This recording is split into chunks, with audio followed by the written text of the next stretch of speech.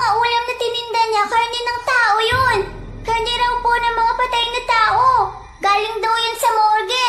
Di ko lang kung paano siya nakakuha, basta karne ng tao lahat ng ulam na nakain natin galing sa karinderya niya. Tama rin po kayo. Siya nga po ang pumatay kay Aling Mirna. Yung mga nawawalang parte ng katawan ni Aling Mirna, nasa dinuguan na po yun na niluto niya ngayong gabi.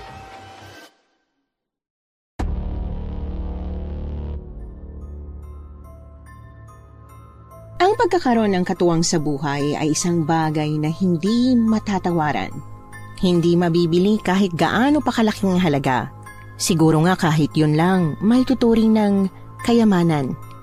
Kaya ang tanong, ano ang kakayanin nating ibigay para makamit ang ganong klasing relasyon?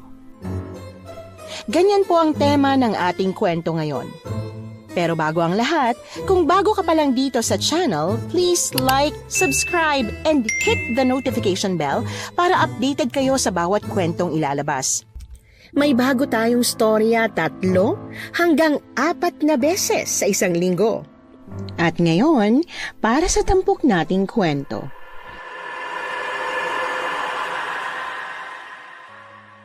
Naniniwala ba kayo sa kasabihang no man is an island? Na lahat tayo kailangan ng isa't isa para mabuhay. Paano kung sabihin ko na maski po pala sa mga aswang, uso rin ang kasabihan na yan?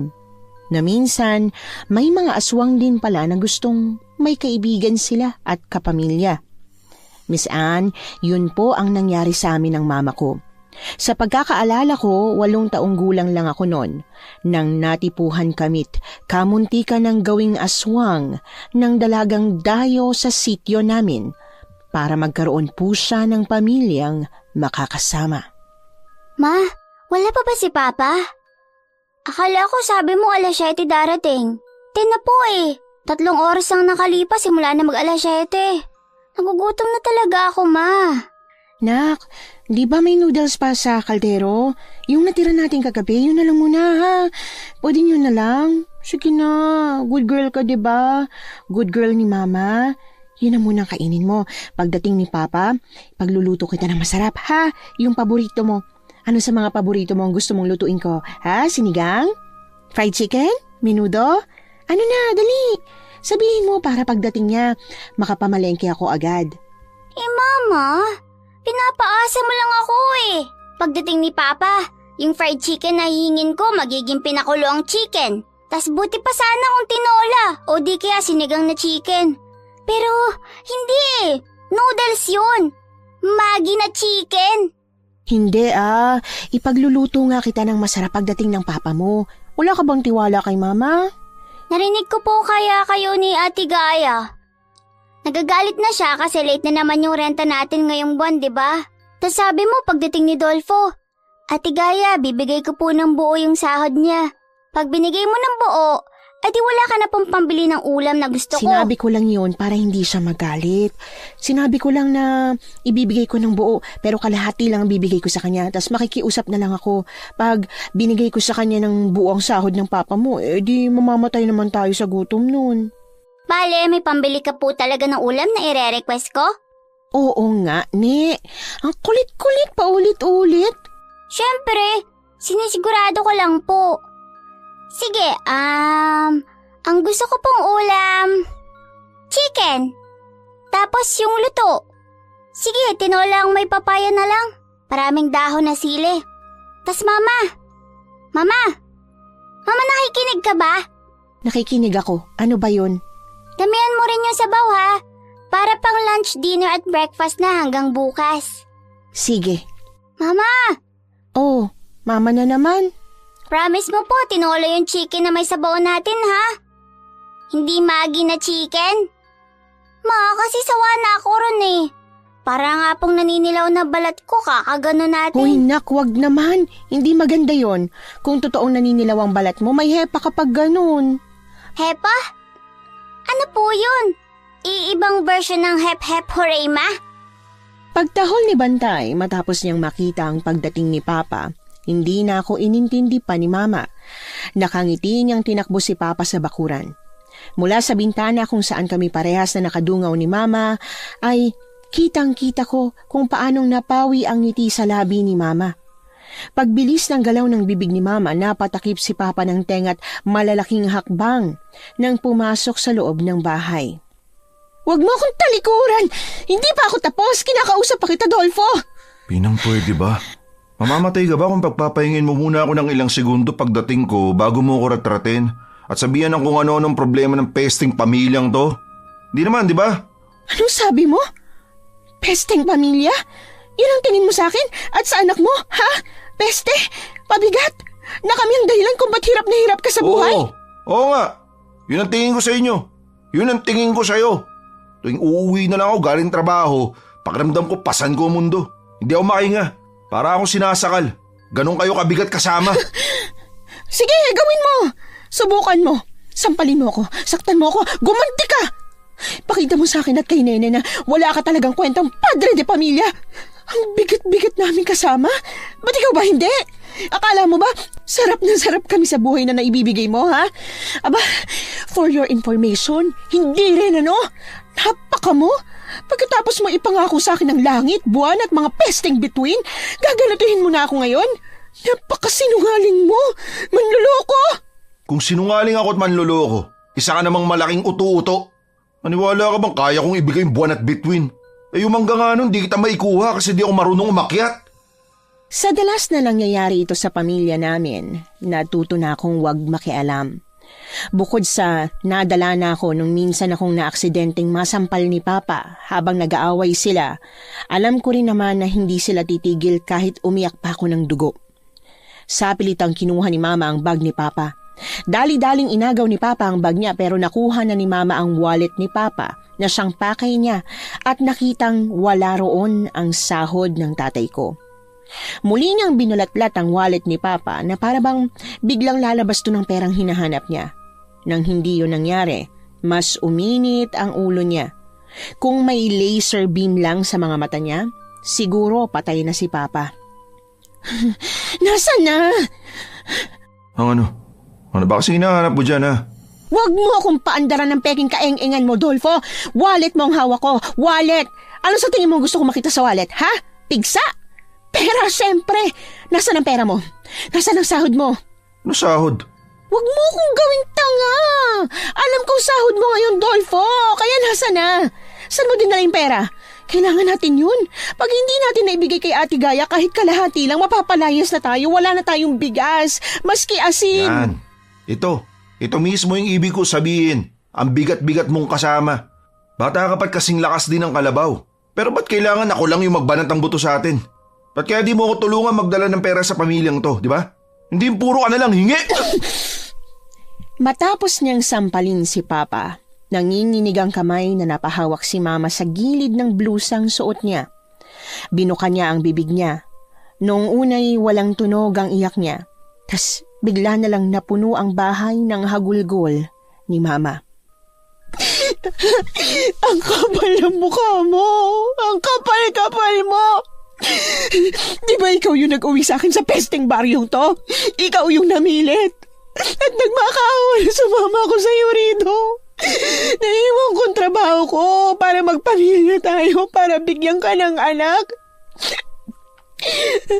Alam mo kayo kung gawin yun noong una. Pero para sa'yo, dahil mahal kita, mas pinili kita kaysa sa di hamak na mas maayos na buhay na meron ako sa Manila. Tapos ngayon, sasabihin mo na nabibigatan ka sa akin.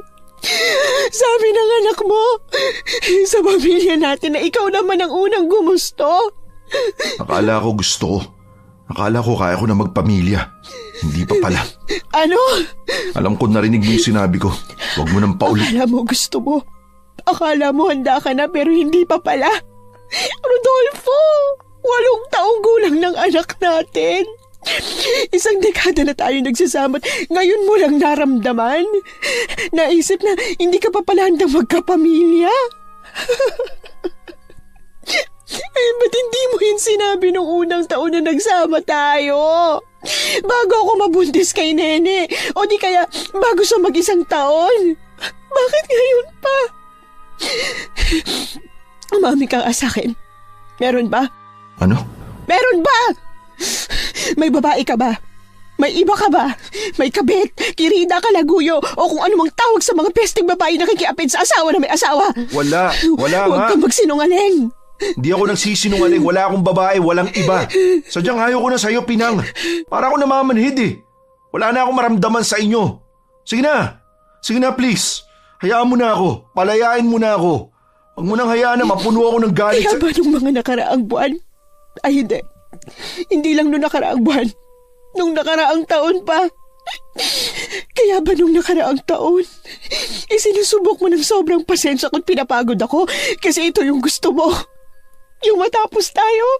Yung bumitaw ako. Pagtango ni Papa kay Mama, nakita ko kung paanong gumuho ang mumunti niyang mundo. Nagalit ako kay Papa. Nagalit ako hindi dahil iiwan niya kami, kundi dahil sinaktan niya si Mama. Okay lang sa akin na iwan niya kami. Ang hindi okay sa akin ay yung saktan niya ng ganon ang mama ko. Tahimik akong lumakad papalapit sa kanila. Pagdampot ko sa wallet at bag niya, nagpasalamat pa siya. Hahawakan sana ako ni Papa pero humakbang na ako palapit sa umiiyak kong mama. Nak. Hindi niyo po ako, anak. Di ko rin po kayo, Papa. Mula ngayon, kami na lang ni Mama. Anak niya na lang ako. Nene! Bakit ka po nagagalit? Di ba ikaw ang may gusto nito? Ano yun pa? Pwede mo kaming saktan ni Mama? Pero bawal ka naming saktan? Pwede mo akong awayin, pero ako, di pwedeng umaway sa'yo? Nak, di naman sa ganun. Mahirap ipaliwanag pero paglaki mo, maiintindihan mo rin ako. Siguradong maiintindihan mo ako. Hindi po, hindi kita maiintindihan pa. Ngayon pa lang kasi, hindi na kita naiintindihan. Lalo na po pag malaki na ako. Narinig ko po lahat ng sinabi mo kay Mama. Kay bantay na aso lang. Hindi ko po yun kayang sabihin. Pero ikaw, nasabi mo sa akin. Nasabi mo sa amin ni Mama. Nene! Ayoko na po kayo rito pa. Umalis na po kayo. Hayaan niyo na po kami ni Mama. Bumunot si Papa ng ilang libo galing sa bulsa niya. Yun yung perang hinahanap ni Mama sa wallet niya. Walang imik niya yung nilapag sa lamesa. Paglabas ni Papa ng pinto, yun na rin yung huling beses na nakita ko siya. Sa isang iglap, Mama na lang ang meron ako. Masipag si Mama, pulido siya magtrabaho at mabait din. Kaya hindi ko maintindihan kung bakit hindi siya makakuha ng regular na trabaho. May napapasukan siya pero parating extra at ang kita niya ay hindi sapat sa dami ng kailangang bayaran at pagkagastusan. Sa takot na baka isang araw mapagod din si Mama at marinig ko rin sa kanya na bigat na siya sa akin, nagpresenta akong magtrabaho. Noong una ayaw niya pa. Mas gusto niya sanang bahay at pag-aaral na lang ang intindihin ko. Pero nagkapatong-patong ang utang namin. Kaya sa huli, pinayagan niya rin akong maging tagapitas ng sampagita na 30 pesos kada 2 linggo ang bayad. Maliit lang yon, pero kahit papaano, natawid noon ang pambaon at pangkain ko sa school. Sa murang edad, ramdam at naiintindihan ko na yung bigat ng mundo na akala ko'y ilang taon pa bago ko maranasan. Nene! Po, Ma! Bakit? May nangyari po ba? Ano po yun? Mabuti gising ka pa. Akala ko tulog ka na eh. Matutulog na po sana. Kakatapos ko lang magtupi ng mga sinampay natin eh. Ganon? Ang bait-bait talaga ng anak kong to. Dahil dyan, may surprise ako sa'yo. Surprise? Ano po? Anong surprise? Pikit ka muna. Pikit lang ha. Huwag kang mumulat hanggat hindi ko sinasabing pwede na. Opo. Bago siya kumanta, inutusan niya na akong buksan ang mata ko. Imbis na hipa ng kandila, pagkatapos, naguguluhan akong tumingin kay Mama. Kung hindi na pa ako inutusang mag-wish, ay hindi ko pa sana papatayin yung kandila. Yay! Happy birthday, Nak! Anong wish mo? Ha? Anong wish mo? Share mo naman kay Mama. Ay, wag pala. Sabi di raw nagkakatotoo yung wish pag pag pinagsabi. Hindi po ako nakapag-wish. Ay, hindi. Bakit hindi? Nawala po sa isip ko eh. Nataranta kasi akong hipan yung kandila. Tas iniisip ko pa rin kung bakit may dala kang cake at bakit mo ako kinakantahan ng happy birthday. Eh hindi ko naman birthday. Nung nakaraan pang birthday ko, Ma. Nakalimutan mo na? Hindi. Siyempre hindi ko nakalimutan na tapos na yung birthday mo. Gusto ko lang i-celebrate ulit ng may cake kasi nagkapera ako. Nagkapera ka po? Saan galing? Paano? Eh, di ba nakasahod ka na? Tas yung sahod mo po, binayad na natin sa tindahan. At pinangbigay sa kulang natin kay Ate Gaya. Ah, Ma! Aray! Narabis ka ba? Bigla-bigla ka na lang pong nangangagat. Kasi nakakagigil ang kadaldalan at pagiging usisera mo. Bumuntong hininga si Mama. Hinawakan niya ang kamay ko at may paglalambing yung hinalik-halikan. Habang ang mga mata niya'y nangungusap habang nakatingin sa akin. Pag tinitingnan niya ako ng ganon, pakiramdam ko, ako ang mundo ni Mama at pag nararamdaman ko yun, parang ang swerte-swerte ko pa rin na siya ang naging mama ko kahit na hirap kami. Ang matured mo ni. Thank you, Ma! Pero dapat hindi eh. Po! 8 years old ka lang, batang-bata ka. Hindi ka pa nakakaisang dekada pero yung utak mo pang matanda na hindi naman dapat. Kasi nga bata ka pa. Dapat nagpapakabata ka. Di bale, mula sa araw na to, magbabago na yung lahat. Yung trabaho mo sa sampagitahan, pwede ka nang umalis doon. Mag-aaral ka na lang ulit. Yung masasarap na pagkain na gusto mo, mabibili ko na sa'yo. Itong cake na inuwi ko, simula pa lang to.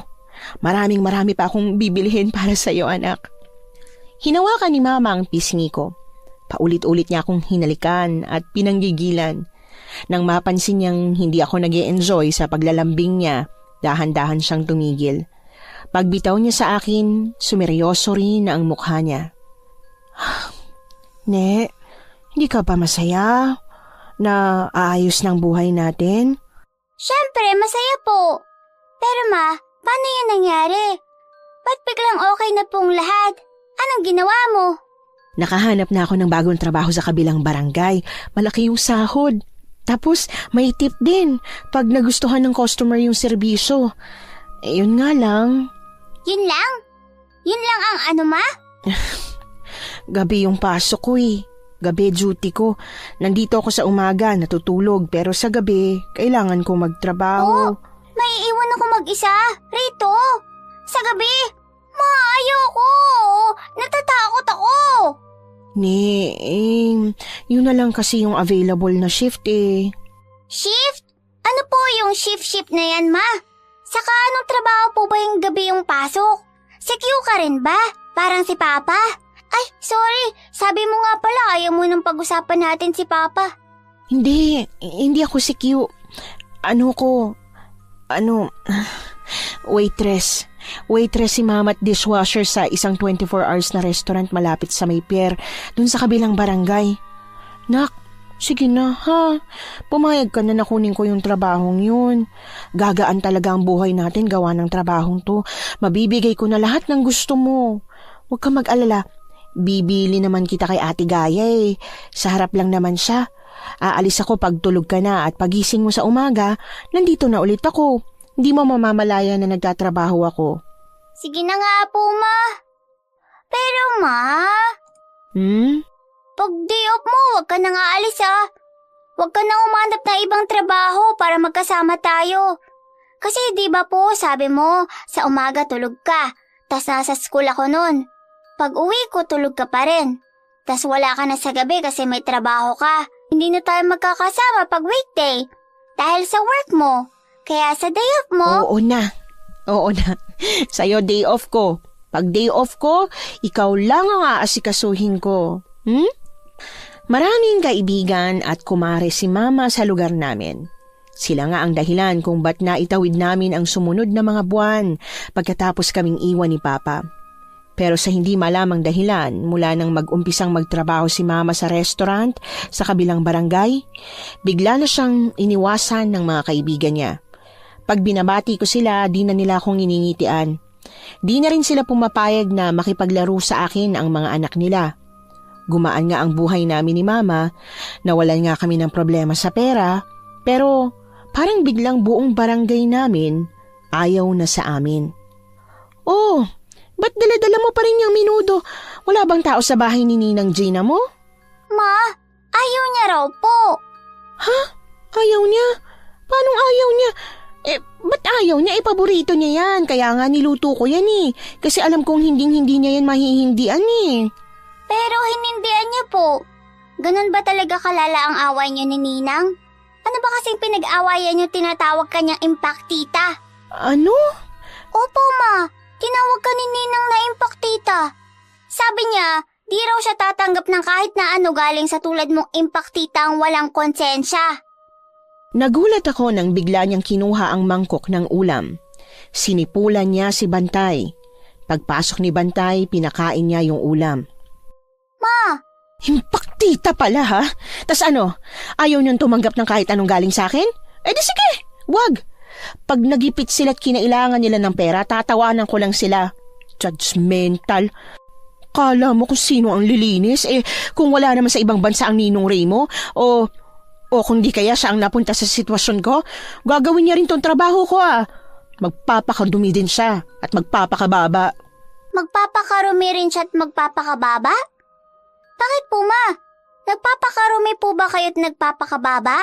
Ano po ang ibig sabihin nun? Wala. Sorry. Hindi ko sinasadyang sigawan ka. Sorry ha. Sorry. Uminit lang talaga ang ulo ko't nainis gawa ng Ninang Gina mo. Ay mali. Gina lang pala. Gina na lang siya, hindi na Ninang. Huwag mo na siyang tatawaging Ninang ha. Opo. Pero, ma, ano muna ibig sabihin sa marumi at mababa ka? Wala yun. Huwag mo na isipin. Ilang segundo pagkatapos kong ngumuso, humugot si Mama ng malalim na hininga. Hinawakan niya ang pisngi ko at paulit-ulit siyang tumango sa akin. Waitress ako at dishwasher sa restaurant, 'di ba? Yun ang ibig sabihin sa nagpapakaruni at nagpapakababa. Marumi ako kasi nadudumihan ako gawa ng trabaho ko. Tingin ko sa sarili ko mababa kasi mababa naman talaga yung posisyon ko sa trabaho eh. Yun lang ang ibig ko sabihin, wala nang iba. Ano? Okay na? Hindi mo na ba poproblemahin kung anong ibig sabihin ko sa sinabi ko? Opo, hindi na po. Pero ma... Oh, ano na naman? Talaga bang di na kayo magkakabati ni Ninang Gina? Hindi ko na siya ninang? Hindi ko rin alam eh. Ayoko naman sana na madamay kayo sa away ng matatanda. Pero siya ang nauna eh. Dinadamay ka niya. Ayaw niya na ipakaibigan sa iyo yung anak niya. Di malamang palalayuin din kita sa anak niya. Ayoko naman magmukha kang kawawa ano. Magsabi ka nga sa akin. Nalulungkot ka ba na iniiwasan ka na ni Cherry? Opo, pero okay lang din naman na ayaw nila sa akin. Nandiyan naman si Bantay. Siya na lang best friend ko. Tas sa habulan, hindi ako magiging taya. Kasi si Bantay lagi nangahabol. Tas kahit siya lang yung laging taya, di siya nagrereklamo. Masaya pa nga siya eh. Kaya ma please, pumayag ka nang dito na siya matulog.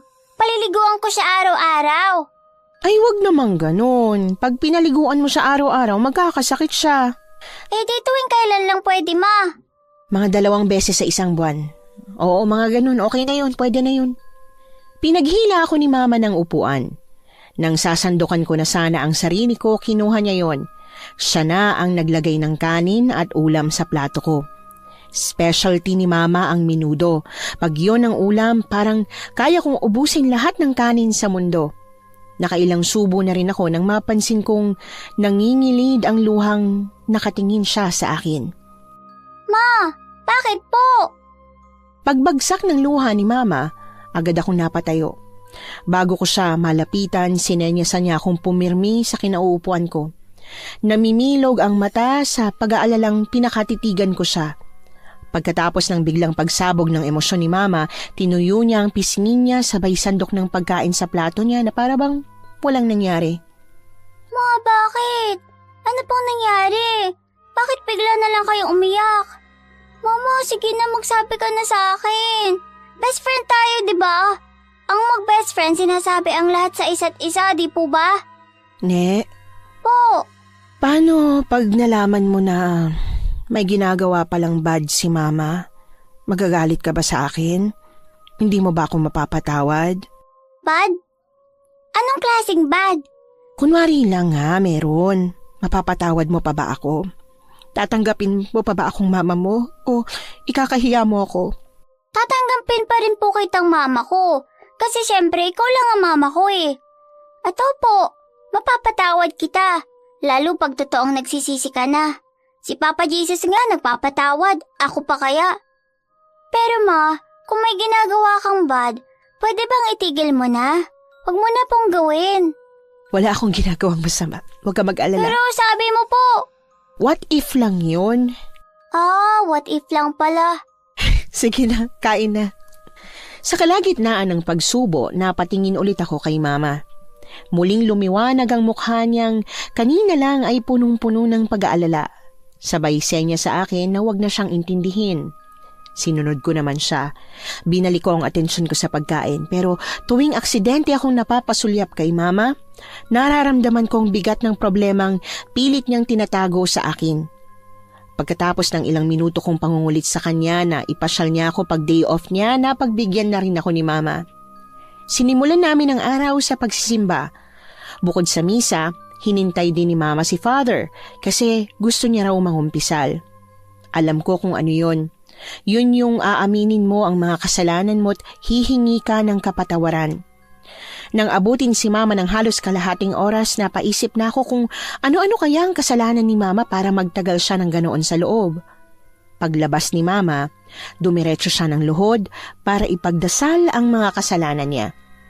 Naisip ko na kung iaapila ko rin siya kay Lord, mas mabilis siyang mabibigyan ng bagong chance. Mapapatawad. Kaya lumuhod ako sa tabi ni mama at taimtim siyang dinaluhan. Oh, Nye, anong ginagawa mo? Ma, wait! Huwag mo ako iniistorbo po. Kausap ko pa si Lord eh. Wait lang ah. Sandali kaming nabalot ng katahimikan. Yun lang po, Jesus. Thank you. In the name of the Father, of the Son, and of the Holy Spirit. Amen. Tapos na, Ma. Pwede mo na akong kausapin. Pwede mo na akong guluhin. Ano po yun? Anong ginagawa mo? Di ba tapos ka ng magdasal? Opo. Pero di naman para sa akin yung pinagdadasal ko, Ma. Para sa'yo po. Para sa akin? Opo. Nakikiusap po ako kay Lord na patawarin ka na. Naisip ko kasi na kung dalawa tayo mangungulit sa kanya, baka mas effective. Maluha-luha akong niyakap ni mama. Nang maramdaman kong nababasa ng manggas ng bestida ko, kumalas ako sa yakap niya. Umiiyak ka na naman po. Alam mo, ba't sobrang nagiging iyakin mo nitong mga nakaraang araw? Wala. Basta payakap lang. Payakap muna. Pagkatapos sa simbahan, sunod akong dinala ni mama sa Tiangge. Bestida, terno, sandals, bag, mga ipit at headband na ang nabili niya sa akin kanina't halos hindi na nga namin mahawakan ang mga supot na dala, pero gusto niya pang dagdagan ang gamit na meron ako. Ay nak! Ayan o! Tingnan mo yung pink na dress na nakasabit. Ano sa tingin mo? Maganda ba? Opo, maganda. Gusto mo? Sige, bibilin ko. Bibili natin. Manang, magkano po yan? Yung dress na pink, yung nakasabit? Bibilin mo ulit, Ma? Wag na. Okay na po itong nabili mo sa akin. Tama na to. Ha? Akala ko sabi mo maganda. Opo, pero di dahil maganda, bibilin na agad. Balikan na lang natin. Sa susunod na sahod mo na lang ulit. Ha? Bili na natin. May pera naman ako, anak. Marami pang pera si mama. Sige na, ha? Hayaan mo na akong bumawi sa'yo. Tsaka baka mamaya, hindi ko na itong magawa ulit eh. Kaya habang kaya ko pa ibigay ang luho mo, wag mo na akong kontrahin. Manang, sige na po. Amin na po yan. Bibili na po namin. Ay, yung bag po na naka-display, for sale din ba yan? Ako kunin ko na rin po. Isa po. Opo, salamat. Thank you, Ma. Sobrang iingatan ko po lahat ng binili mo sa akin. Dapat lang ano. Pero nak, kahit di mo naman sabihin, alam kong yun ang gagawin mo't masinop ka naman talaga. O siya, parang kumukulo na yung tiyan ko. Nagugutom na ako. Ikaw ba? Gutom na rin, Ma. Kanina pa akong kinakausap ng tiyan ko eh. Sabi niya, Nene, sabihin mo sa mama mo na tama ng damit, pagkain naman. Sumasakit na ako eh. Ikaw talaga. Pero sige, kain na tayo. Ay, may alam akong bagong bukas na restaurant. Subukan natin. Sabi, masarap daw yung spaghetti doon tsaka chocolate cake. Gusto mo ba yon? Ha? Gusto mo yun, di ba? Ma, yung Dekalidad po bang restaurant yan? Yung malapit sa simbahan? Oo, alam mo? Opo, narinig ko sa kaklase kong mayaman, ma. Masarap nga raw po yung cake nila, pati cookies. Ay, ma, Po. pwede mo ba akong bilan ng cookies, ma? Kahit isa lang. Babaunin ko po bukas. Oo naman, kahit dalawa pa eh. Ay hindi, 3. Bibilan kita ng 3 cookies pambaon mo bukas para busog na busog ka. Na-imagine kong dahil sa cookies, marami sa mga itsosera kong kaklase ang biglang lalapit sa akin at kakaibigan. May kasamaan din kasi ang ugali ko. Kaya kasama sa plano ko ang inggitin sila para makaganti ako kahit na papaano. Pagpasok sa Dekalidad na pastry shop na restaurant pa, dumiretso ang mata ko sa display ng masasarap na cakes at cookies. Nung mas lalapitan ko na sana yon para mamili, bigla akong hinila ni Mama palabas. Pag-angat ko ng tingin sa kanya, namumutla ang mukha niya.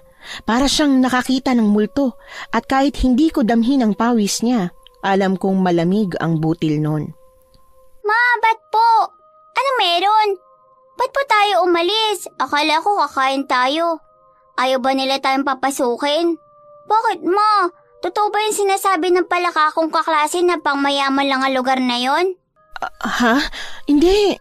Ba't po tayo umalis? Puno na kasi. Wala na raw available na table. Wala? Paano mo nalaman, ma? Sino nagsabi sa'yo, ma? May nakausap ka bang waiter? Wala, pero nakita ko ngang puno na. Sa ibang araw o hindi kaya sa susunod na lang tayo bumalik para kumain, ha? Pwede ba yon? Pero yung cookies ko, ma, paano yun? Saka na lang din. Di ba iba naman yung restaurant? Pwede pa rin bumili kahit di tayo makakain kasi puno. Humugot si Mama ng 100 sa wallet. Pag-abot niya nun sa akin, dali-dali na akong tumakbo pabalik sa loob ng Dekalidad. Ano, nabili mo na yung cookies na gusto mo? Ha? Okay na? Pwede na tayo umuwi? Opo, pwede na. Pero ma, Oh, ano na naman yon? nagugutom na po ako. Di ko na kaya maghintay ng pagkain lulutuin mo sa bahay. May tinapay tsaka peanut butter ka sa bahay. Yun na muna ang kainin mo habang nagluluto ako. 1 oras ka lang naman maghihintay eh. Kaya mo yan. Habang nagbabayad si Mama ng pamasahe, bumaba na rin ako sa tricycle. Kunot noong pinanood ko si Aling Mirna na galit na tinatalakan si Mang Rene habang hila-hila niya ang patilya ng malokong asawa. Kung hindi ako nahila ni Mama paalis sa daraanan nilang mag-asawa, malamang nabangga nila ako. Ay, ano kaya nangyari sa dalawang yun? Galit na galit si Ate Mirna eh. Parang konti na lang pibinuhin niya na si Kuya Rene tas gagawing bopis.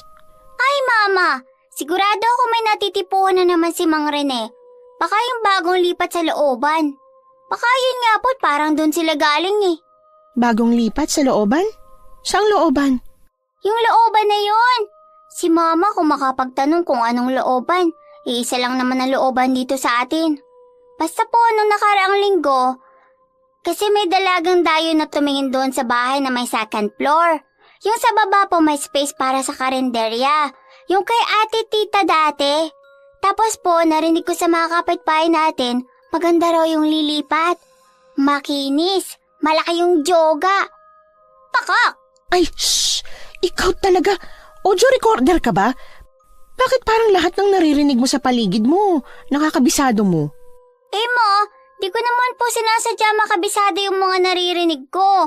Ano lang, pag narinig ko, automatic, kabisado ko na po. Basta, makinig ka nga sa aking bata ka ha. Sa susunod na may marinig kang kung ano, subukan mong kalimutan agad ha. Lalo na pagtungkol sa mga joga-joga na pakak. Opo. Promise? Promise po. Pero ma, ano muna yung jogang pakak? Sabing kalimutan mo na kung ano yung joga-joga na yan eh. Tara na, halika na. Sa bahay na tayo. Iba ang daan papunta sa looban kung nasaan yung karinderya ng dalagang dayo sa daan papunta sa amin. Nung liliko na kami ni Mama pauwi, bigla kaming nahalina ng kung anong linamnam na dala ng hangin. Pagkatapos ng ilang segundong pagsinghot ng bango ng ulam na nanggagaling sa kung saan, nagkatinginan kami at nagkatanguan. Namalaya na lang namin na nakikidumog at nakikipila na rin kami sa karinderya ni Ate Ellen. Pagkatapos ng kulang-kulang kalahating oras na paghihintay, kami na ang una sa pila. Gaya ng sabi-sabi, talagang maganda nga si Ate Ellen. Para siyang anghel na saglit na pinahiram ng Diyos sa lupa. Kung kanina wala akong alam kung ano yung malaking jogang pakak na sinasabi nila, pagkakita sa kanya, alam ko na kung ano yon at kung ba't galit na galit si Aling Mirna kay Mang Rene kanina. Ay, hello. Ano bang tinitinda mo? Ano mga putahe? Hindi ko kasi natanong yung iba't nakipila na lang kami kahit wala kaming ideya kung ano bang meron dito. Amoy masarap naman kasi Blockbuster kaya hindi na kami umalis ng anak ko. Ay, anak mo po to? Ang cute-cute niya ha. Tsaka hindi halatang magnanay kayo. Para mo lang siyang kapatid. Para kayong mag-ate lang. Naku, binola mo pa ako. Kaya siguro ang haba-haba ng pila rito no kasi bolera ka. Hindi promise. Ikaw lang ang sinabihan ko ng ganito. Ma! Oh, Order na muna tayo. Nagugutom na ako eh. Mamaya ka na po makipagchismisan kay ate. Ate, ano nga ang pangalan mo? Ellen. Kay Ate Ellen. Ay, oo nga. O siya, Ellen, kung ano man yung tinda mo, bigyan mo kami at hindi naman kami mapiling mag-ina sa pagkain. Sige, Ate Pinang. Filipina talaga ang pangalan ko pero Pinang na lang. Sige ate, isang order lang ba ng dinuguan? Wow, dinuguan! Paborito ko yan, ma. Tas amoy pa lang, masarap na masarap na. Hoy, dalawa mo na, please. Dalawa na po, para bukas. Yan na rin yung ulam ko sa umagahan. Dalawa na raw sabi ng bulilit na ito. Thank you, ma. Pagsandok ni Ate Ellen sa malaki niyang kaldero na kutob ko'y punong-puno ng dinuguan kanina, napatingin siya sa akin. Bahagyang dumukwang si Mama't nag-aalangang nagbalik ng tingin sa akin pagkatapos. Sorry, wala na pala. Puro sabaw na lang pala to, tsaka isang sandok na nga lang eh. Isang sandok ng sabaw.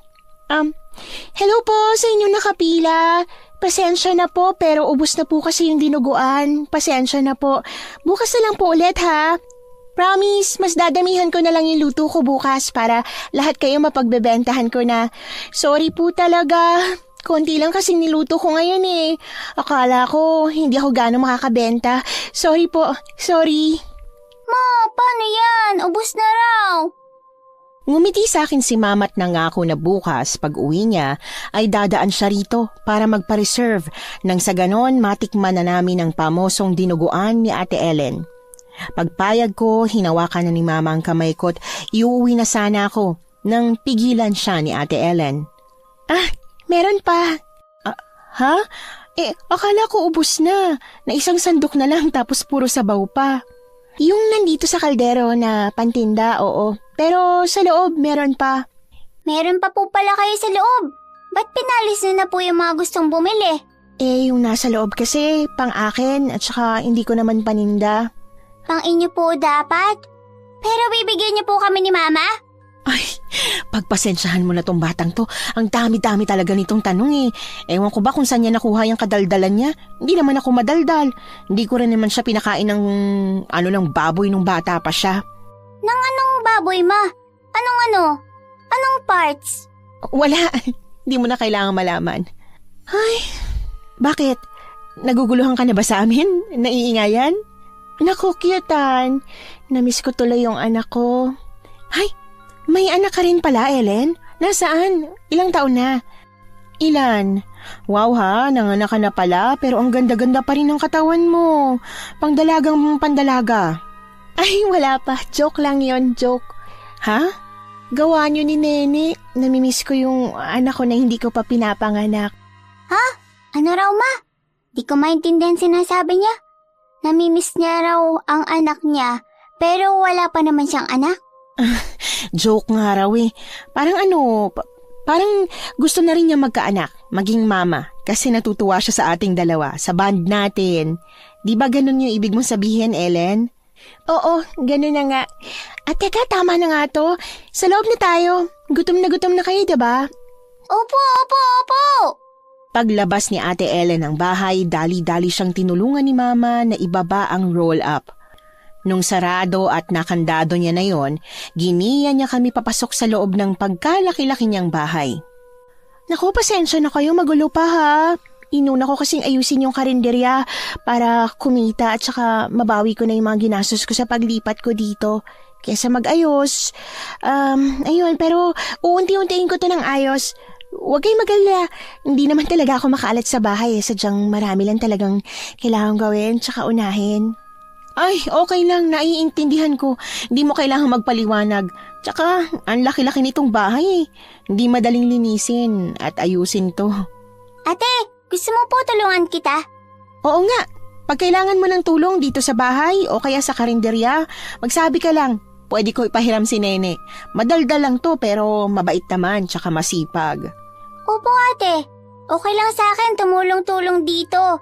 Lalo pag wala na akong gagawin sa bahay. Okay lang ba? Di ba ma? Okay lang sa akin, pero tanungin din muna natin kung okay lang ba sa kanya. May mga tao kasi na gusto na sila lang yung gumagawa ng lahat eh. Okay lang din sa akin, walang problema. Sige, pag kailangan ko ng tulong mo, tatawagin kita. Magkano bang upa sa'yo? Baka mamaya hindi ko kaya ang talent fee mo ha? Ay ate, kayang-kaya mo kasi dinuguan lang. Okay na ako. Kung gaano kakalat ang mga karton sa sala at ibang parte ng malaking bahay ni Ate Ellen, siyang linis ng kusina niya. Sa kintab ng sahig, parang pwede na nga akong manalamin doon. Habang abala naman si Mama sa pagsipat sa kakaibang painting ng Last Supper sa dingding, ang malikot kong matay napadpad sa malaking kalderong binuksan ni Ate Ellen, sabay sa pagsindi niya ng gas stove. Hindi ko alam kung namalikmata ba ako. O tama ako nang nakita na yung malaking kalderong iniinit niya'y punong-puno pa ng dinuguan. Kahit ang hilig-hilig kong magtanong at mangusisa, tinuruan pa rin naman ako ni Mama na may ilang mga bagay na dapat pinababayaan ko na lang, lalo na kung hindi naman ako direktang naapektuhan nun. Tutal, bibigyan at matitikman ko na ang sikat niyang dinuguan, hindi ko na tinanong kung ba't siya nagsinungaling sa mga tao kanina. Bago mahuli ni Ate Ellen ang nangiispiya kong mata, humanap na ako ng ibang mapagkakaabalahan. Grabe, ang sarap nito. Seryoso, promise, walang halong biro at pangi-etsos. Ang sarap talaga, Ellen. Ito yung pinakamasarap na dinugo ang natikman ko. Sakto yung timpla, yung alat, tapos yung konting asim ng suka. Tsaka yung karne ha.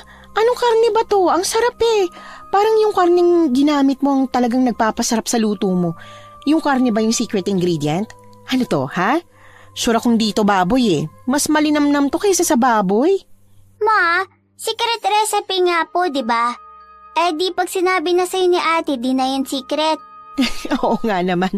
Pero Ellen, kung ano man tong sikreto mo sa recipe mo, safe sa akin. Hindi ko pagkakalat at hindi rin kita tataluhin. Baka? Baka, as in beef. Yun ang gamit kong karne sa dinuguan. Yun yung nagbibigay ng kakaibang linamnam sa dinuguan. Baka ano? Baka pala. Ang talino mo ron Ikaw pala ang nakapag-isip ng ganito eh. Na imbis karning baboy o di kaya laman loob, baka ang gagamitin. Ay, ang sarap. Hindi nakakasawa. Alam mo, pag nag-asawa ka, hindi ka iiwanan ng maswerteng lalaking yun. Sa ganda mo, tapos, ang sarap mo pang magluto. Ay, sabi nga nila, di ba? A way to a man's heart is through his stomach daw. Oh. Naku ate, wala sa plano kong mag-asawa. Gusto ko lang ng anak, pero ayoko ng asawa. Sakit sa ulong mga lalaki eh. Ikaw pala, nasaan ang asawa mo? Nasaan yung papa ni Nene? Gusto mo bang malaman kung ba't parang mas magaan ang buhay at ora ko kaysa sa ibang babae sa paligid natin na nakakasalamuha mo na, ha? Oo, bakit nga ba? Wala na akong asawa, kaya wala na akong stress at sakit sa ulo. Kaya tama ka, mas okay na mag-anak ka na lang, huwag ka na mag-asawa. Biglang tumigil si Ate Ellen sa pagkain. Binaba niya sa plato ang kubyertos at mas nilapit ang mukha niya kay Mama. Nang mapansin kong pagsulyap niya sa akin at pagkailang na sabihin ang gusto niyang sabihin, Mas lalo kong inabala ang sarili ko sa pagkain para maisip nilang hindi ako nakikinig. Ate Pinang, okay lang ba sa'yo yun? Natawagin kitang Ate Pinang. Magkaibigan naman na tayo, diba? Diba? Ewan ko kung kinukonsider mo na ba akong kaibigan, pero ako kasi kaibigan ng tingin ko sa'yo eh. Oo naman, kaibigan na rin ng tingin ko sa'yo. Ano ba yun? Manghihingi ka ba ng love advice?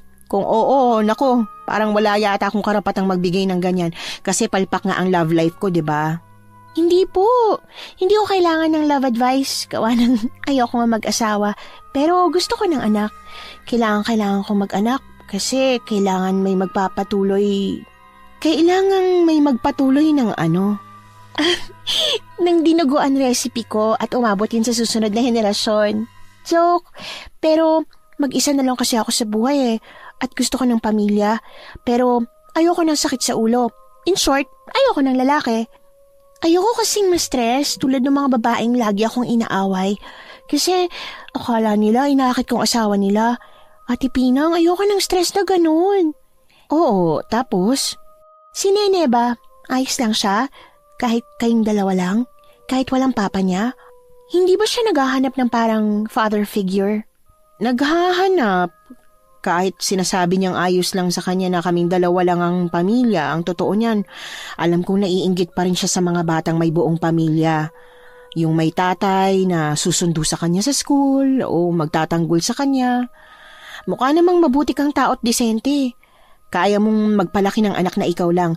Pero kung kaya, mas okay din na humanap ka ng lalaking, alam mo na, matino, mabait, at mabuti. Kasi iba pa rin talaga kapag may nanay, tapos may tatay ang isang bata. Sige na nga, i-consider ko na rin ang pag-aasawa. Hindi lang ang pag-aanak. Pero dahil magkaibigan na tayo, te, i-promise mo sa akin. Ha? I-promise ko sa'yo ang ano? I-promise mo na pag nahanap o nakilala ko na yung lalaking gusto ko makasama, na magsimula ng pamilya, tutulungan mo ako na kilatisin siya.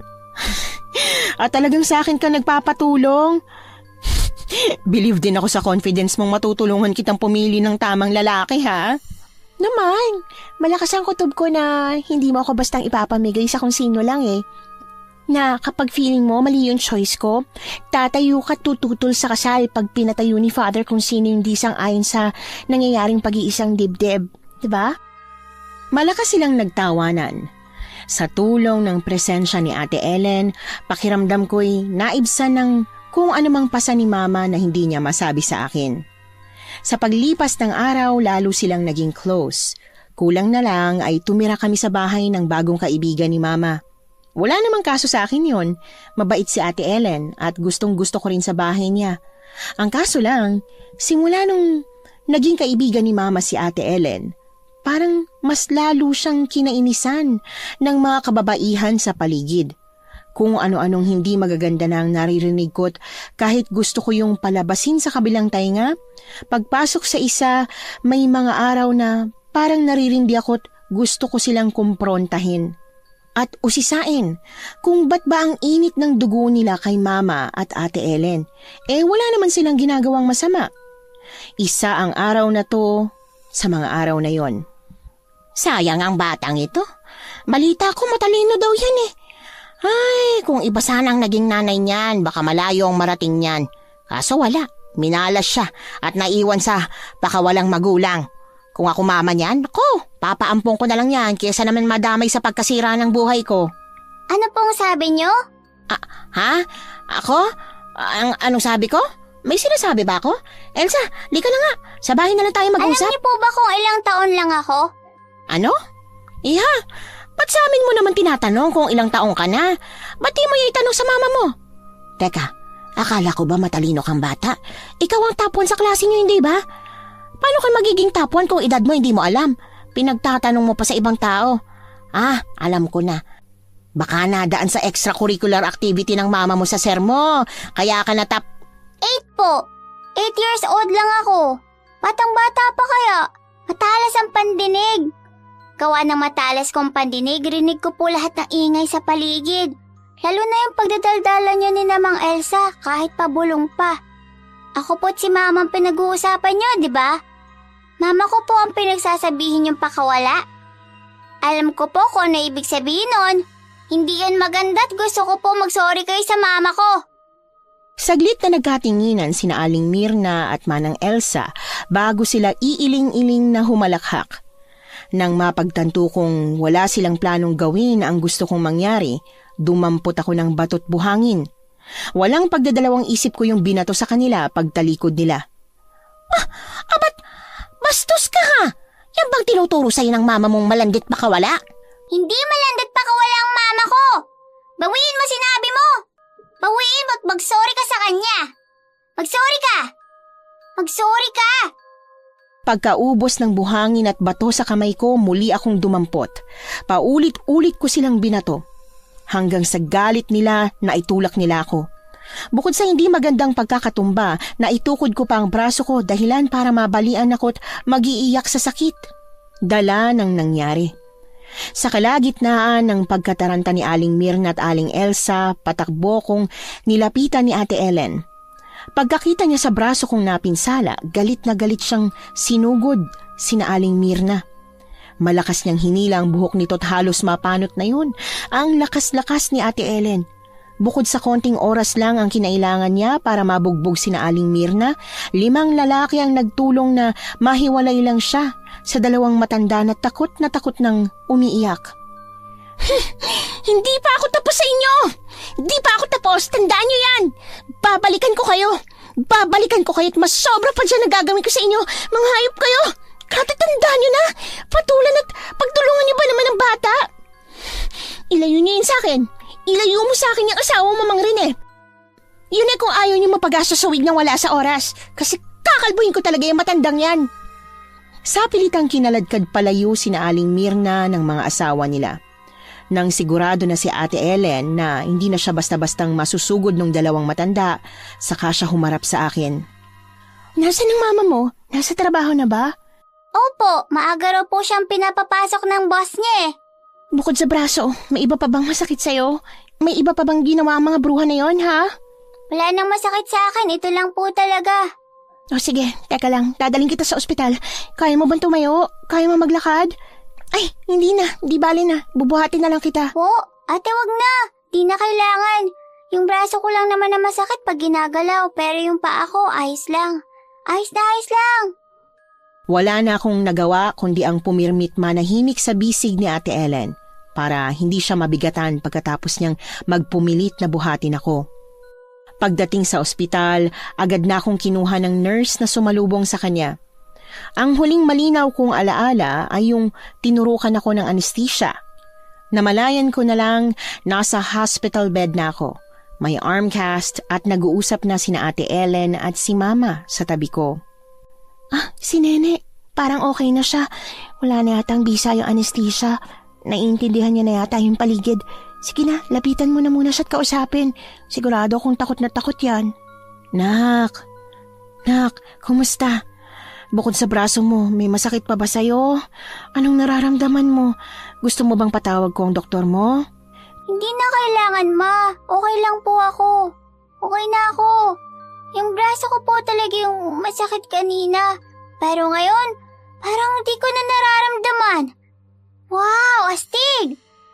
Mama, di ba sa mga pelikula yung ganito yung mga bida? Sinusulatan? Pwede mo bang sulatan yung ganito ko? Kasi Ate Ellen din. Ate, pwede po ba? Sulatan o drawingan mo tong ko? Ano nga ulit tawag dito? Cast yan. At oo naman, pwedeng-pwede ko yung drawingan tsaka sulatan. Teka, bibili ako ng markers ha? At kung ano pang pwedeng idikit dyan para mas gumanda. Talaga po? Sige po! Thank you, Ate Ellen! Paglabas ni Ate Ellen, binalik ko na ang tingin ko kay Mama. Pupunasan ko sana ang luha niya pero hinawakan niya ang kamay ko at paulit-ulit niya yung pinasadahan ng hintuturo niya hanggang sa kaya niya nang magsalita ng diretsyo nang hindi biglang iiyak. Sabi sa akin ng Ate Ellen mo, tinulak at pinagmumura ka daw nila Aling Mirna at Aling Elsa. Totoo ba? Opo. Bakit? Ano bang ginawa mo? Binastos mo ba sila? Inaway mo ba sila para gawin nila sa'yo to? Para pagtulungan ka nila? Pero kahit na may nagawa kang kinagalit nila, di ka dapat nila sinaktan. Sana pinagsabihan ka na lang nila o kaya kinausap nila ako para napagsabihan kita. Anak, ano ba kasi talagang nangyari, ha? Ba't sila nagalit ng ganon? May kasalanan naman talaga ako kung ba't sila nagalit sa akin, Ma. Pero mas malaking kasalanan nila. Nung pauwi na kasi ako sa bahay, narinig ko pong pinag-uusapan nila tayo. Sabi nila, sayang daw ako kasi sa'yo ako napunta. Pakawala ka raw at malandi. Ma, ba't ka nila sinasabihan ng ganon? Eh di ka naman ganon, diba? Hindi ka po pakawala at wala ka namang nilalandi. Alam kong di ka ganon, Ma. Kaya nagalit ako. Gusto ko lang nabawiin nilang sinabi nila sa'yo na mag-sorry sila. Pero di sila nag-sorry. Pinagtawanan lang nila ako. Nagalit po ako. Binato ko sila ng buhangin at bato. Ano? Nasaktan ka ng ganito dahil sa akin? Kasi pinagtatanggol mo ko? Anak naman eh. Sana hinayaan mo na lang. Hindi ba biling ko sa'yo? Pag may narinig kang hindi maganda tungkol sa akin, huwag mo na lang papansinin. Pero Ma, di ko kaya na di pansinin. Mamaya may makarinig ng pinagsasasabi nila, tas maniwala yung nakarinig. Eh mama po kita. Pamilya tayo, tayong dalawa na lang ang magkakampi. Kaya syempre, pagtatanggol po kita. Awang ang labing pinakatitigan ko si Mama nang bigla siyang humagulgol. Paulit-ulit siyang nagsorry pero hindi ko maintindihan kung ba't siya nagsusorry sa akin. Kung merong dapat na nagsusorry sa akin, sina Aling Mirna yun eh, hindi siya. Ititigil ko na. Promise, ititigil ko ng trabahong yun. Hindi na ako babalik doon. Magbabagong buhay na ako. Parang wala na silang masabing hindi maganda na hindi ka na napapaaway ng ganito. Po, ititigil lang ano, Ma? Yung pagtatrabaho sa kabilang barangay? Bakit po?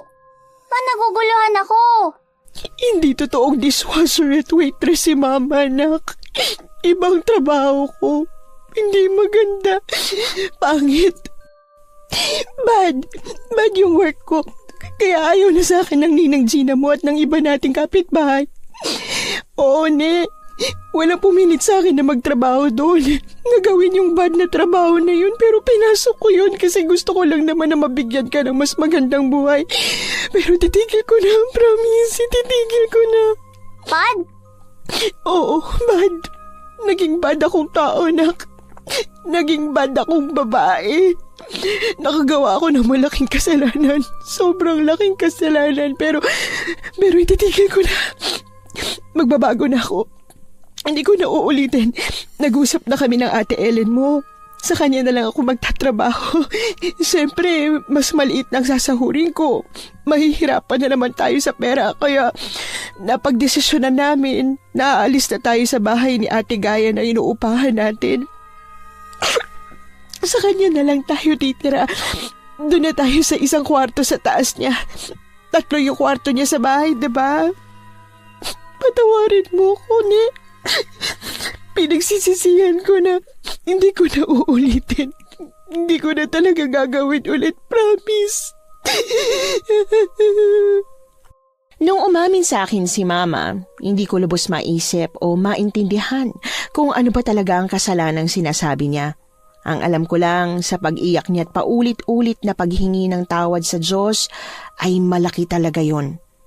Nung tumanda na ako, mas nagkaisip at naging aware na kung ano ba talagang meron sa mga restaurant na may kumukuti-kutitap na ilaw sa may pier ko lang naintindihan ang lahat.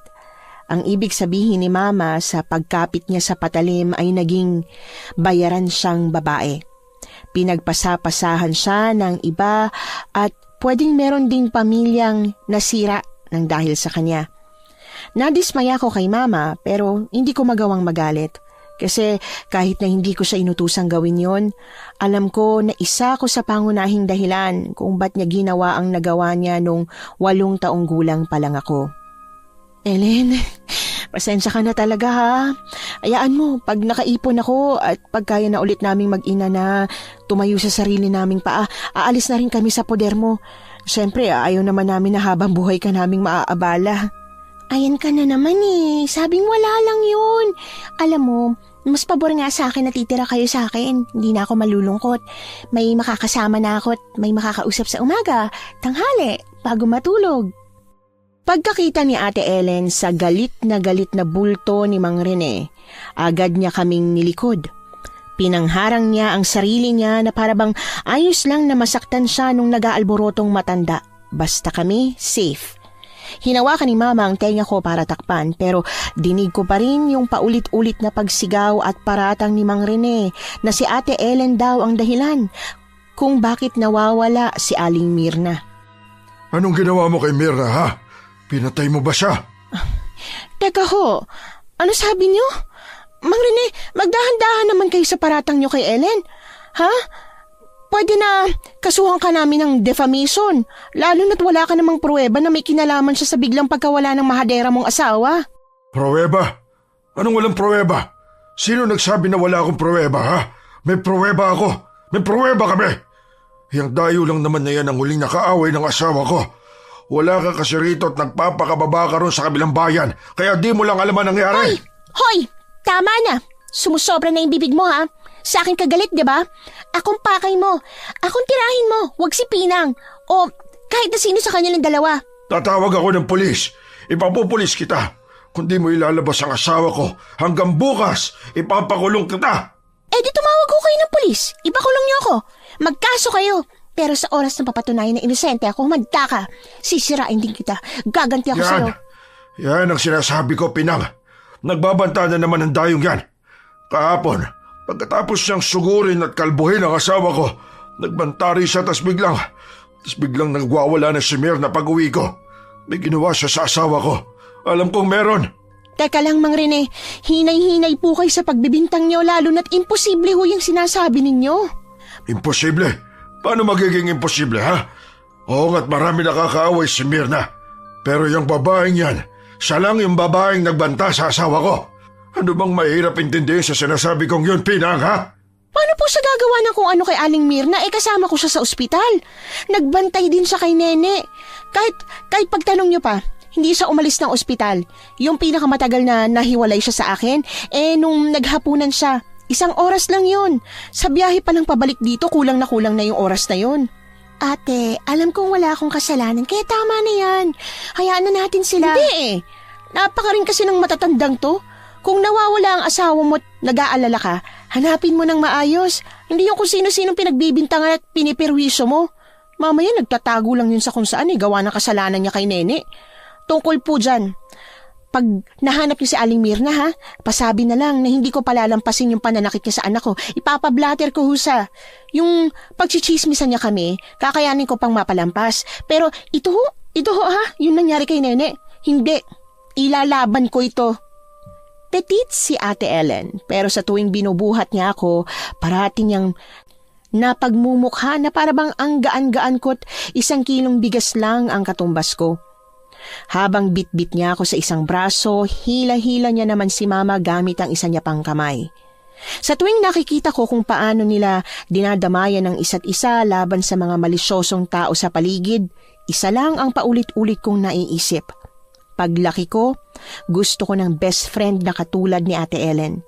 Gusto kong magkaroon ng friendship na meron sila. Yung tipong hindi mo madarama ang galit ng mundo kasi may kaibigan kang ipaparamdam sa'yo na magiging ayos lang ang lahat at hindi ka iiwan. Ito yung sinasabi kong surprise. Ano, ready na ba kayo?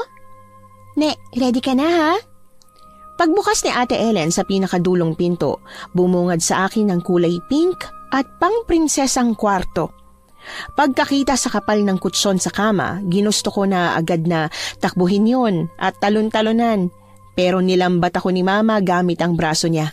Ay, nak, teka lang! Diyos ko, ang ganda-ganda ng kwarto. Nakakakaba, baka mamaya may masira ka, wala akong pambayad. Ano naman kung may masira siya? Kanya naman na yung mga gamit sa loob. Kwarto niya yan eh. Bakit? Anong bakit? Bakit may kwarto siya? Oo, alam ko magkaibigan tayo pero Ellen, sobra talaga tong kabaitang pinapakita mo sa amin ha. Magkaibigan tayo, yun na yun. Yun lang yung dahilan. Kaya ginagawa kong lahat ng to. Alam mo, Kung kaya ko lang ibigay sa inyong buong mundo, gagawin ko. Pinang, makinig ka. Ikaw yung kauna-unahang babaeng nakilala ko na hindi ako ginudge, na hindi ako sinisi sa paglapit sa akin ng mga lalaki, na hindi nag-isip na inaakit at gusto kong paglawayan ako ng lahat. Sobrang grateful ako kasi binigyan mo ako ng chance at hindi ka nakinig sa sabi-sabi ng iba. Kasi naman, ano ba yan? Nagpapaiyak ka. Ang aga-aga. Ang aga-aga ng soft hours natin Tsaka hello, sino ba naman ako para i-judge ka Di hamak na mas marumi ako sa'yo. Mas marami kang pwedeng ipula sa akin. Shh! Ayaw na ayaw kung may nagsasabi ng di maganda sa best friend ko. Nakakatikim sa akin, kaya wag mo ako subukan. Ha? Pero ako yung best friend mo, diba? Oo, at kahit ikaw yon at sarili mong sinasabihan mo ng hindi maganda, di ka pa rin ligtas. Babanatan pa rin kita. Ma, Ate Ellen, tapos na po ba kayo magdramahan? Kung opo, pwede na po ba ako sa kwarto? Gusto ko nang itry yung higaan Oo, pwede na. Tsaka huwag ka makinig sa mama mo. Pwedeng-pwede mong guluhin lahat dyan. Basta iligpit mo pagkatapos ha. Okay? Opo naman po. Kung hindi pa ako pinagalitan ni mama at sinabihan na gabing-gabi na't kailangan ko ng matulog, feeling ko uumagahin ako sa kakalaro. Paglapat ng likod ko sa malambot na kutson, agad na nga akong nakatulog. Pagising kinaumagahan, umasa akong sa kusina o di kaya'y sa karinderya ko makikita si mama o si Ate Ellen. Pero wala sila ron. Ilang segundo din akong nakatulala sa karinderya at hindi alam ang gagawin nang mapansin ko ang mga nagmamadaling tao sa labas. Lahat sila, iisang direksyon lang ang punta. May kutob akong baka nandoon din sina mama at inaalam kung anong nangyayari kaya sumunod ako. At tama nga ako. Nakikiusyoso nga rin silang dalawa. Tahimik akong nakipagsiksikan hanggang sa maabot kong kinapupwestuhan nila mama. Ilang saglit pa nakita ko si Mang Rene na usong na nilalabas ng pulis galing sa bahay nila. Hindi ako. Maniwala kayo. Hindi ako ang gumawa ng kay Mirna. Ba't ko naman papatayin, kakatayin at pakukuluan ng parang bulalo ang asawa ko, ha? Mga sir, maniwala kayo. Set up to. Frame up. Na-frame up ako, sir. Hindi talaga ako. Hindi ko kayang gawin yun kay Mirna. Kahit kasing ingay ng bapor ang bunganga ng babaeng yun, ni minsan hindi sumagi sa isip ko na gawan siya ng ganong krimen. Maniwala kayo, mahal ko ang asawa ko! Habang nagpapaliwanag at pilit na nililinis ni Mang Rene ang pangalan niya, nagpupumiglas din siya sa dalawang pulis na may tangan sa kanya. Pagsita sa kanya ng lalaking pulis, napilitan siyang kumalma. Pero muling nag-alab ang galit niya nang mapatingin siya sa gawin ni na Mama at Ate Ellen. Ikaw ang may gawa nito. Ikaw ang nasa likod nito. Pinatay mo si Mirna. Sigurado akong ikaw ang pumatay sa asawa ko at dinamay mo lang ako. Sinetap mo to. Finrame up mo ako. Hayop ka. Ang sama mo. Napakasama mo. Wala kang puso. Wala kang kaluluwa. Demonyo ka. Pwedeng nalusutan mo nga ang kahayop ang ginawa mo sa aming mag-asawa. Pero huwag kang pasiguro, Ellen. May karma. Totoo ang karma at wala yung sinasanto. Isang araw babalikan ka nun. At pag oras mo na para singilin nun, wala kang magagawa. Hindi mo yun matatakasan. Naririnig mo ba ako, ha? Hindi mo yun matatakasan. Mang Rene, tama na. Tigilan mo ng kahibangang to. Huli ka na sa akto. Lahat ng ebidensya ikaw ang tinuturo, tas may lakas ka pa ng loob na mambintang? Isa pa, nagkakasakita naman talaga kay ni Aling Mirna, di ba? Ilang beses na nga rin nangyari na sa galit mo, na pagbuhatan mo na siyang kamay, di ba? Pagbuhatan ko ng kamay si Mirna at ganun din siya sa akin. Pero hindi kami mga demonyo at walang kaluluwa para umabot sa ganito. Hindi ako may gawa nito, Pinang. Sige, huwag ka maniwala sa akin. Huwag kang lumayot, huwag mong ilayo ang anak mo sa babaeng yan. Pero pag may nangyari sa'yo kay Nene, gawa niya, wala bang ibang pwedeng sisihin kundi sarili mo lang? Kasi masyado ka nagpasilaw sa bait-baitan ng babaeng yan. Ano, Mamang Pulis? Hindi niyo pa ba dadamputin ng kriminal na to? At isasakay sa mobil niyo? Hayaan niyo bang makipagsismisan pa siya sa amin na parang walang nangyari? Marahas ng hinila ng mga pulis si Mang Rene palayo sa amin para isakay sa mobil. Habang inaalo ni Mama si Ate Ellen na akala niya'y naapektuhan ng pinagsasasabi ni Mang Rene, napatingin ito sa akin. Dahan-dahang umangat ang sulok ng labi niya, sabay senya sa akin na huwag akong maingay. Sa kauna-unahang pagkakataon, nakaramdam ako ng takot kay Ate Ellen. Pakiramdam ko, tama si Mang Renet, hindi nga namin pwedeng pagkatiwalaan si Ate Ellen. Noong araw ding yon, kumalat ang balitang kulang daw ang parte ng katawan ni Aling Mirna na na-recover sa kusina nilang mag-asawa. May mga nawawala raw gaya ng braso't isang binti niya. Sinuyod na raw ng kapulisan ang buong bahay at bakuran ng 2 matanda pero hindi pa rin yun nahanap. Gawa ng nangyari, samot-saring kwento na ang nabuo sa mga kapitbahay namin. May nagsabing baka raw natapos na ni Mang Reneng lutuin ang mga nawawalang parte ng asawa niya't nakain o di kaya'y naipamudmud na sa mga kapitbahay. Yung iba naman, naniniwalang baka raw dinala yung ibang karne ni Aling Mirna sa mga pwesto sa palengke at hinalo sa tipikal na karneng binebenta doon. Sa sobrang daming kwentong kumalat, hindi na namin malaman kung ano ba raw ng totoo at dapat na paniwalaan. Mama, gising ka pa ba? Mama! Oh, Ne, ano ginagawa mo rito ha? Ma, pwede ba ang dito ako matulog sa'yo? Natatakot po ako sa kwarto ko eh. Natatakot? Bakit naman? Dahil ba sa nangyari kanina? Ikaw naman kasi, ba't ka pa ba kasi lumabas? Nakiusyoso ka pa doon. Ayan tuloy, kung ano-ano narinig mo. Ikaw pa naman, matatakotin ka. Ma, sige na. Pumayag ka nang dito akong matulog, please. Oo na, halika na, pasok na. Sarado mo na yung pinto ha. Pagkaakyat ng kama, dumiretso ako sa bisig ni Mama. Mahigpit niya akong niyakap. Hinagkan sa ulot dahan-dahang hinele. Gustuhin ko mang matulog na rin sana, hindi ko magawa. Talagang binabagabag kasi ako ng kung ano. Bago ko maibuka ang labi ko, naunahan na ako ni Mama. Inusisa niya ang iniisip ko. Ano? Kasi ma... Nene, tama na. Tigil mo. Ayokong pinag-uusapan natin ng ganito ang Ate Ellen mo, lalo na't wala naman siyang ibang pinakita sa ating dalawa kundi kabutihan. Pero ma, wait po. Makinig ka na rin muna sa akin, pwede po ba? Ne. Ma, nakita ko siya kanina. Nung kino-comfort mo siya, nakangiti siya. Nakangiti siya ng nakakatakot tapos gumanon siya sa akin. Nilagay niya po yung daliri niya sa labi niya. Pinapatahimik niya ako. Yun ibig sabihin nun, di ba ma? Sabihin na nating totoong gumanon nga ang Ate Ellen mo. Ano naman ngayon? Wala pa ring ebidensya at patunay na totoong bintang ni Mang Rene sa kanya na siyang pumatay kay Aling Mirna. Saglit kaming natahimik ni Mama nang marinig naming mahulog ang kung ano sa labas. Pagtingin kung ano bang nangyari doon, wala na kaming ibang nakita kundi ang basag na frame na nahulog galing sa dingding. Ay, hangin yatang may gawa niyan. Nakalimutang isarang bintana eh. Sige na ni, pumasok ka na sa kwarto mo. Ako na bahalang maglinis dito. Po? Sa kwarto ko po? Akala ko tabi tayo. Nasa kwarto mo ako matutulog ngayong gabi. Nakababa na si Mama para kumuha ng walis at dustpan bago ko matapos ang sinasabi ko. Imbes na humabol sa kanya't mangulit, pumasok na ako sa kwarto.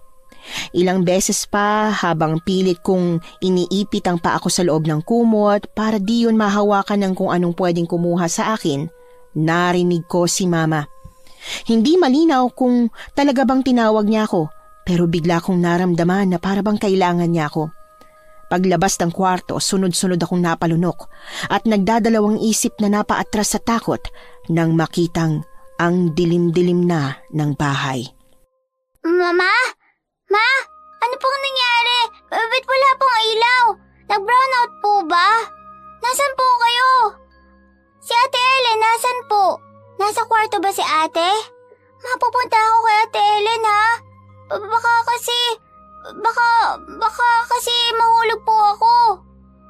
Gawa ng walang masyadong makita ang mga mata ko, pakiramdam ko, tumalas ang pandinig ko. Mula sa kinatatayuan ko parang narinig ko na naman si Mama. Mas malakas niya nang tinawag ang pangalan ko pero hindi malinaw. Kasi parang may kung anong nakatabon sa bibig niya at parang nakakain niya ang mga salitang sinasabi. Dahan-dahan akong lumakad papunta sa kwarto ni Ate Ellen. Nung hindi ko siya nahanap doon, mas kumabog sa takot ang dibdib ko. Bigla kong naalala ang mukha ni Ate Ellen nung inaaresto si Mang Rene kaninang umaga. Kahit wala akong makita, dali-dali kong binaba si Mama. Pagkakita ko sa kanya sa upuan sa may dining, salubong ang kilay na lumakad ako papunta sa kanya. Huwag kang lalapit. Tumakbo ka na. Nene, lumabas ka na. Huwag ka nang babalik dito. Po, Ma! Ano pong ibig sabihin? Ne, tumakbo ka na. Tumakas ka na. Tumakas? Kanina po kailangan tumakas, Ma? Sa akin. Pagharap ko sa likuran, sumalubong sa akin ang mahabang kuko ni Ate Ellen. Ang huli kong naalalay, nawalan ako ng balanse pagkatapos humampas ng ulo ko sa kanto ng mesa matapos na akong kalmutin. Nang magising ako, nakatali na rin ako sa upuan gaya ni Mama. Ma? Anak, gising ka na. Salamat sa Diyos, gising ka. Ano, kumusta ang pakiramdam mo? Nahihilo ka ba? Ma, ano to? Ba't tayo nakatali ng ganito? Sinong may gawa nito? Si Ate Ellen ba? Pero bakit? May kasalanan ba tayo sa kanya? Dahil po ba sa nasabi ko? Ayaw ko pang mamatay.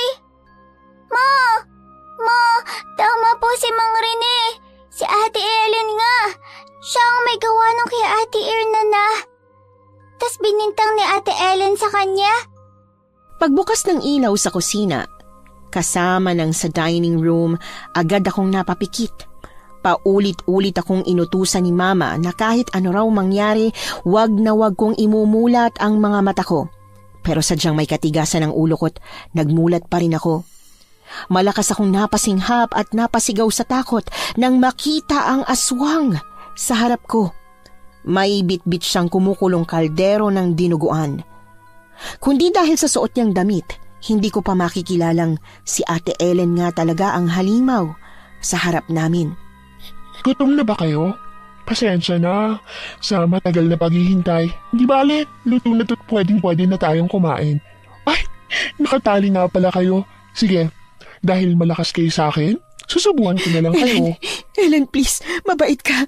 Alam kong mabait ka at may tinatagong kabutihan sa puso mo. Alam ko yon, sigurado ako doon. Kasi mula nung magkakilala tayo, wala kang ibang ginawa kundi ang pakitaan kaming mag-ina ng kabutihan. Yan naman pala eh. Alam niyo naman palang mabait ako na puro kabutihan lang ang pinakita ko sa inyo. Lumabag nga ako sa sarili kong batas para sa inyo mag-ina. Pumatay ako. Pumatay ako ng tao na hindi naman dapat. Pero para sa anak mo, ginawa ko. Para maipagtanggol ko siya. Tapos ikaw igaganti niyo sa akin? Iiwan niyo ako? Dahil nalaman mo ng sikretong tinatago ko? Sinungaling ka. Sinungaling ka, Pinang. Nangako ka sa akin, di ba? Sinabi ko na sa'yo na may madilim akong lihim. Ano sabi mo nun? Sabi mo wala kang pakialam. Na kung ano man yun, tatanggapin mo pa rin ako. Gaya ng pagtanggap ko sa'yo sa kabila ng karamihan mo. Anong gusto mong maging reaksyon ko, ha? Anong gusto mong gawin ko? Matapos kitang makitang naglulutot kumakatay ng katawan ng tao kanina. Tulungan ka pa. Ellen, nagsasabi ako ng totoo. Talaga namang kaya kitang tanggapin sana eh, pero pumapatay ka. Kumakain ng tao, nagluluto at nagbebenta. Pati kami ng anak ko, pinakain mo ng tao. Ellen, parang awa mo na. Maawa ka sa amin. Pakawalan mo kami. Ayoko, Pinang! Hindi ako papayag na ako na naman ulit mag-isa. Kung hindi ko kayo magiging pamilya habang buhay, kung hindi ko kayo magiging katulad, mas mabuti pang mamatay na lang kayo. Maging pagkain, maging ulam dito sa karinderya. Mama! Hindi! Ayoko po! Ayoko mamatay! Ayoko maging tinuguan, Mama! Ako na lang. Makakasama lang naman ang gusto mo, di ba? Ayaw mo na lang mag-isa, di ba? Gusto mo ng pamilya? Sige, Ellen, ako. Magiging pamilya mo ako. Pero si Nene, hayaan mo na siya. Hayaan mo siyang mamuhay ng normal. Hayaan mo mamuhay ng normal ang anak ko. Promise, Pexpan, cross my heart. Hindi kita niloloko. Sasama ako sa'yo. Magpapakalayo-layo tayo. Pero huwag si Nene. Hayaan mo na lang si Nene, Ellen, please. Nakikiusap ako sa'yo. Paulit-ulit akong umiling kay Mama. Ayokong iwan siya kasama ni Ate Ellen. Ayokong maging aswang din siya tulad ng dalagang dayong kumaibigan sa kanya. Pero nang malakas akong sinigawan ni Mama, wala na akong nagawa kundi ang tumakbo palabas ng bahay matapos akong pakawalan ni Ate Ellen. Malakas akong napasigaw sa takot nang paglabas ko sa bahay ay may brasong sumalubong sa akin. Pagkakita ko sa pawisang mukha ni Mang Rene na base sa itsura niya'y mukhang ilang oras nang nagtatago matapos niyang makatakas, mas lalo akong napaiyak habang paulit-ulit kong hinihila ang laylayan ng t-shirt niya. Aswang po si Ate Ellen, Manong! Aswang siya! Yung mga ulam na tininda niya, karne ng tao yun. Karne raw po ng mga patay na tao. Galing daw yun sa morgue. Di ko alam kung paano siya nakakuha basta karne ng tao lahat ng ulam na nakain natin galing sa karinderya niya. Tama rin po kayo. Siya nga po ang pumatay kay Aling Mirna. Yung mga nawawalang parte ng katawan ni Aling Mirna, nasa dinuguan na po yun na niluto niya ngayong gabi. Mang Rene, parang awa niyo na po. Tulungan niyo po si Mama. Ibalik niyo po sa akin ang mama ko. Kailangan ko po siya. Siya lang po ang meron ako. Please po. Akong bahala. Alam ko kung paano kakalabanin ng aswang na balbal. Tama ako ng hinala. Mabuti na lang talaga nakadaan pa ako ng simbahan para kumuha ng holy water. Nene, dito ka lang. Kahit na anong mangyari, kahit na anong marinig mo, wag na wag kang papasok sa loob ng bahay. Magtago ka lang dito. Sakaling di ako makalabas, sakaling si Ellen ang matirang buhay, wag kang gagawa ng ingay, ha? Para hindi ka niya mahanap. Susubukan ko. Gagawin ko ang lahat na makakaya ko para maibalik sa iyo ang mama mo. Nang marinig ng iba pa naming mga kapitbahay ang kalabog, takot na sigawan at iba't ibang ingay galing sa malaking bahay na may karinderya, naalarma sila at nakiusyoso. Sandamakmak na kalalakihan ang pumasok para makiawat. Nang makita ko ang bulto ng taong pumapasok sa bahay ni Ate Ellen, nabuhayan ako ng loob. Nanatili ako sa pwesto ko pero mas tumibay ang paniniwala ko na di tulad kanina'y hindi na magtatagumpay si Ate Ellen sa kagustuhan niyang kunin ang mama ko at tama ako. Pagkatapos ng ilang minutong pagkakalayo kay Mama na nung mga oras na yon ay parang habang buhay, iika-ikang lumabas si Mama ng bahay ni Ate Ellen. Agad akong tumakbo sa kanya at yumakap. Nang sigurado na kaming ligtas na kami, sakalang kami mas nalinawan sa mga nangyari. Habang nagaganap kasi ang lahat ng yon, pakiramdam namin nananaginip lang kami. Pero hindi, totoo ang lahat ng yon. Miss Anne, patay na si Ate Ellen. At huli na nung malaman ng lahat sa barangay namin na aswang na balbal pala siya. Yung ganong aswang daw, mas gusto ang katawan at laman ng taong patay na. Kung hindi niya pinatay si Aling Mirna, kung di nabasag ang frame nung gabing yon, at kung hindi bumaba si Mama para kumuha ng walis, at hindi niya naabutan si Ate Ellen na kinakatay at niluluto ang nawawalang parte ng katawan ni Aling Mirna, baka matagal pa bago namin nabuko ang sikreto ni Ate Ellen. Laking pasasalamat na lang din namin ni Mama na bago pa mahuli ang lahat ay nalaman na namin ang lihim ni Ate Ellen. Kasi kung hindi, ang sabi-sabi baka nagtagumpay daw si Ate Ellen na yang gawin kami, lalo na't yun talaga ang gusto niyang mangyari. Ang maging aswang kami para magkaroon siya ng forever family. Nagustuhan niyo po ba ang ating kwento ngayong araw? Kung oo ang sagot at hindi mo pa nagagawa, aba, subscribe na! Click the notification bell ha, para updated ka sa tuwing maglalabas kami ng bagong kwento. Click like at mag-iwan na rin ng comment. Masayang-masaya ako tuwing nagbabasa ng messages mula sa inyo. At kung may sarili kayong karanasan na gusto nyong ibahagi sa amin, email lang sa missanhorrorstories@gmail.com. Dire-diretso lang, missanhorrorstories@gmail.com.